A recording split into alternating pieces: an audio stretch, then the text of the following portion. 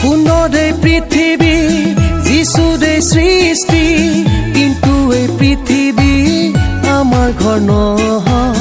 সুন্দৰ এই পৃথিৱী, যিশুৰে সৃষ্টি, কিন্তু এই পৃথিৱী আমাৰ ঘৰ নহয়।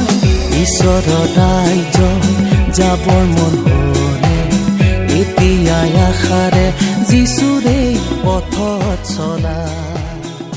প্ৰভু যীশুখ্ৰীষ্টৰ সৰ্বশ্ৰেষ্ঠ নামত আপোনালোকক অভিনন্দন জনালোঁ।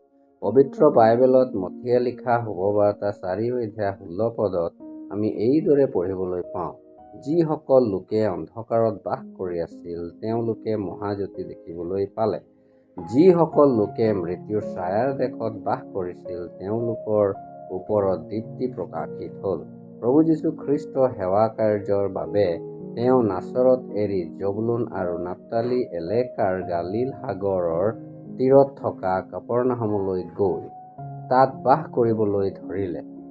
এইটো এইবাবে হ'ল কিয়নো যিশয়া ভাৱবাদীৰ দ্বাৰাই এই যি বচন কোৱা হৈছিল তাক পূৰ্ণ কৰিবলৈ এই সকলো ঘটিল।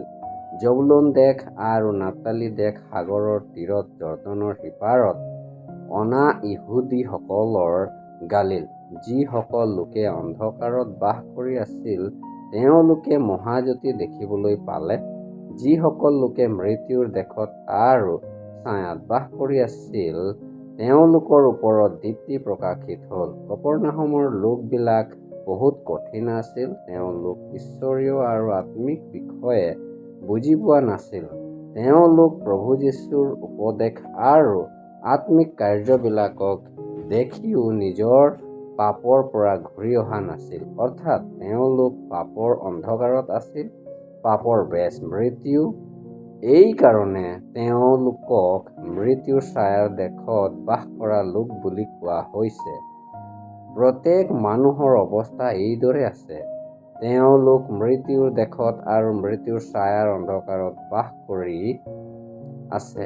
মনুষ্যক এনে ভয়ানক স্থিতিৰ পৰা মুক্ত কৰিবলৈ প্ৰভু যীশুখ্ৰীষ্ট কালবাৰী ক্ৰুচত বলিদান হ'ল আৰু তেওঁ পুনৰ জীৱিত হোৱাৰ দ্বাৰাই পাপ আৰু মৃত্যুক পৰাজিত কৰিলে।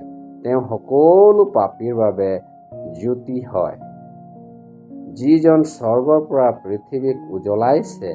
যিকোনোৱে প্ৰভু যীশুখ্ৰীষ্টক নিজৰ উদ্ধাৰকৰ্তা ৰূপে গ্ৰহণ কৰে তেওঁ পাপৰ অন্ধকাৰৰ পৰা ওলাই আহি ঈশ্বৰৰ জ্যোতিত প্ৰৱেশ কৰে, মৃত্যুৰ প্ৰভাৱৰ পৰা মুক্ত হয়। আপুনিও যেন পাপ আৰু মৃত্যুৰ সামৰ্থৰ পৰা বাচিব পাৰিব, ঈশ্বৰলৈ এয়াই আমাৰ প্ৰাৰ্থনা আছে।